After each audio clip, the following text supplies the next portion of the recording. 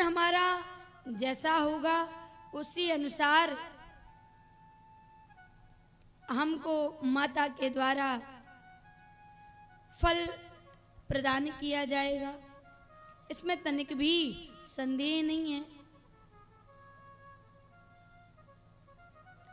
तो साधक जिस समय अनुष्ठान करता है, सिद्ध करने की माता को कोशिश करता है, तो मातेश्वरी परीक्षा लेती है।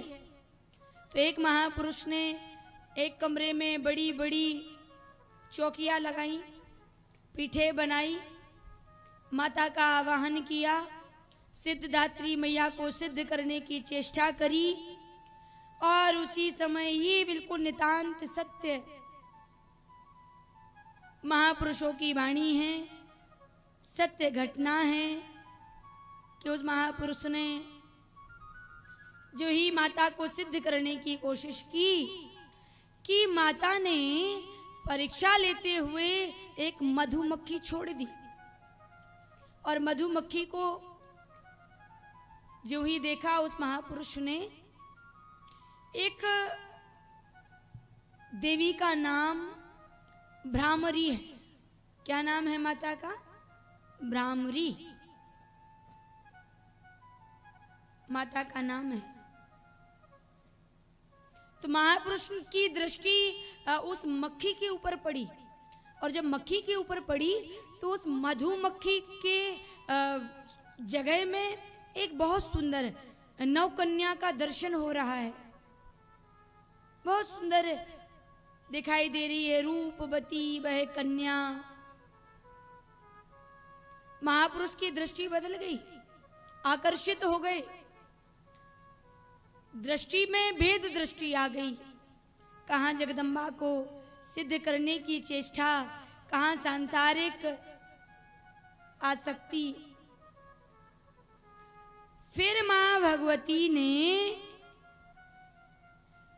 मुस्कुरा करके दर्शन दिया, लेकिन वह दृष्टि जो पूर्व में थी वो उसको प्राप्त ही नहीं हुई और पागल हो गया।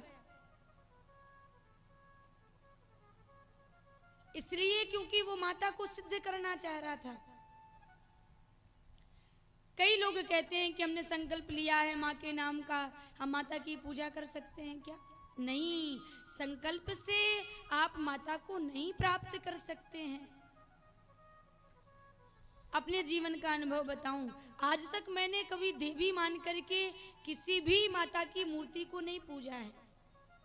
हम डोकरी दाई का दर्शन करने जाते हैं तो हम दादी के रूप में पूजते हैं उनको, और हमने किसी भी माता को ये नहीं बोला है कि कात्यायनी माँ आप हमारे ऊपर कृपा करना। हमने यही बोला है माँ आपको सब देखना है, क्योंकि वो माँ है। और माँ को यदि तुम देवी बना करके पूजोगे गड़बड़ हो जाएगी। माँ को माता ही रहना चाहिए, माता को माता ही मान करके हमको सेवा करनी चाहिए। आप एक चिंतन कर लीजिएगा, अपने घरों में जो माता होती है हम उस माँ का ख्याल रखते हैं ना। बाहर से आता है बच्चा तो घर में आते ही मम्मी कहाँ है, मम्मी कहाँ है चिल्लाना शुरू कर देता है। सुबह से शाम तक घुमा करिए आप, लेकिन जब शाम के समय बिल्कुल फ्री हो जाएं तो हमारी डोकरी दाई कहाँ है, डोकरी दाई कहाँ है, ऐसा जान करके आप मंदिर में जाएंगे तो मैया आपको एक दिन खोजना शुरू कर देगी। ये बात मैं बिल्कुल सत्य कह रही हूं। तो माता को वत्सलता बड़ी प्रिय है, माता को करुणा बहुत प्रिय है। माँ को करुणा के भाव से पुकारिए, माँ को मधुर भाव से पुकारिए।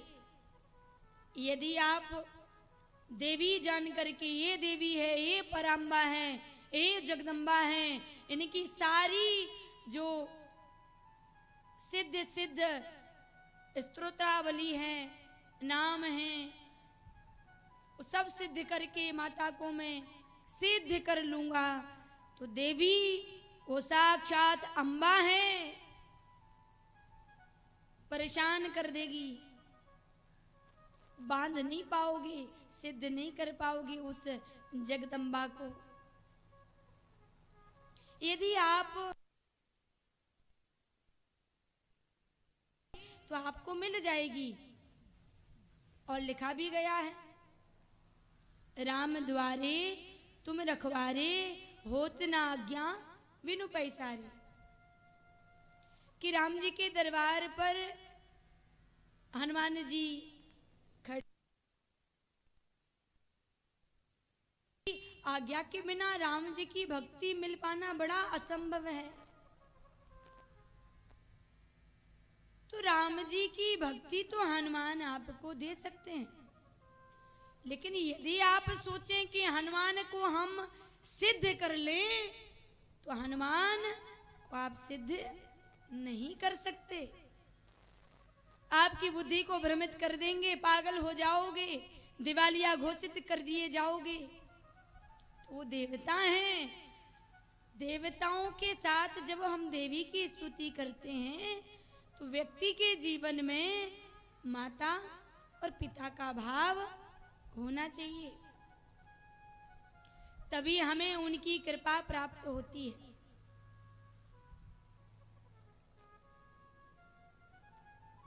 इसलिए जब हनुमान चालीसा का हम पाठ करें तो हनुमान चालीसा का पाठ करते समय चौपाई में लिखा है,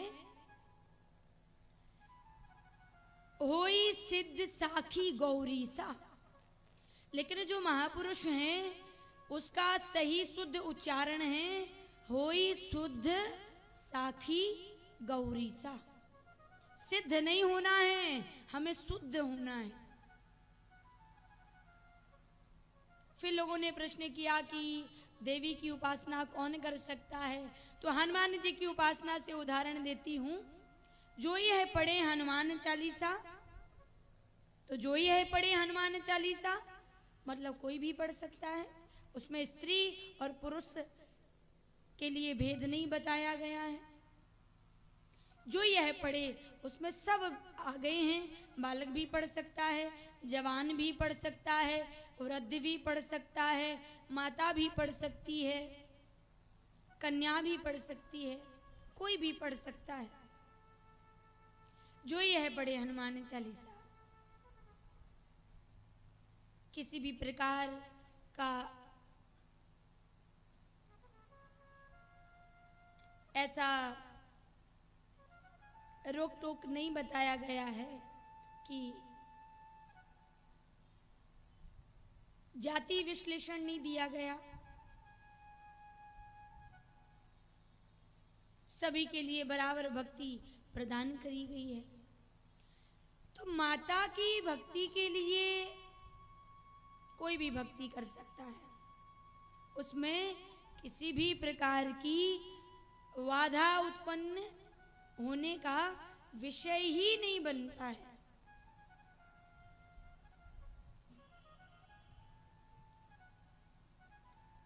कोई माता सौभाग्यवती स्त्री हो तो वो माता को पूज सकती है, कोई विधवा माता हो वह भी माता को पूज सकती है, कोई बालिका हो उस पर माता प्रसन्न हो जाती है, कोई बालक हो उस पर माँ प्रसन्न हो जाएगी। पूजने के लिए तो ऐसा है कि बालक की भांति माता को पूजिए।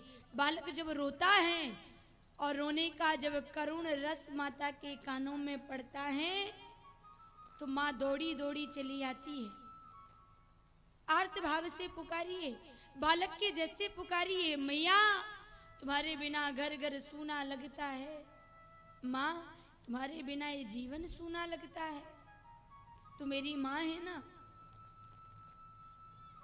जो कुछ भी कार्य हमारे से करने की शक्ति सामर्थ्यता नहीं है, वह यदि माता के सामने रो करके बालक की भांति बिलख करके कहा जाए तो माता उस कार्य को जो तुम्हारी किस्मत में, भाग्य में, प्रारब्ध में था ही नहीं, उस कार्य को करने कराने की सामर्थ्यता प्रदान करती है। वो चीज जो तुम्हें कभी प्राप्त नहीं होनी थी, लेकिन माता के सामने बालक बनके आर्त भाव से पुकारते हुए तुमने कहा, तो माँ वो होती है, बालक को जो चाहिए वह पूरा प्रयास करके अपने बालक को उपलब्ध कराने की कोशिश करती है। वो कौन है? वो माता है, जगदम्बा है। इसलिए माँ को प्रसन्न करने के लिए 3 दिन से मैं यही बात आपको ज्यादा से ज्यादा बता रही हूं कि माता अखंड ज्योति से प्रसन्न होती है। हमारे डोकरीदाई के स्थल में जो ज्योतियां प्रज्वलित हो रही हैं, हमने उनका दर्शन किया। एक और घी की ज्योति जल रही है। तो जो घी की ज्योति जलती है, तो घी की ज्योति, घी का दीपक हमें हमारे इष्ट की प्राप्ति कराती है।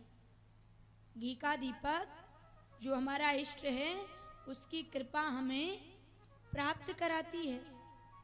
अब एक और तेल की बाती जल रही है, तेल का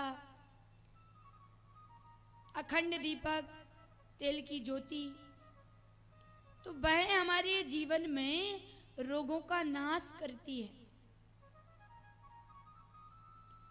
3 ज्योतियां हैं, मैंने 3 ज्योतियों का दर्शन किया। एक घी की, एक तेल की, मतलब तिल के तेल की, और सरसों के तेल की। यहाँ 2 तेलों का वर्णन है।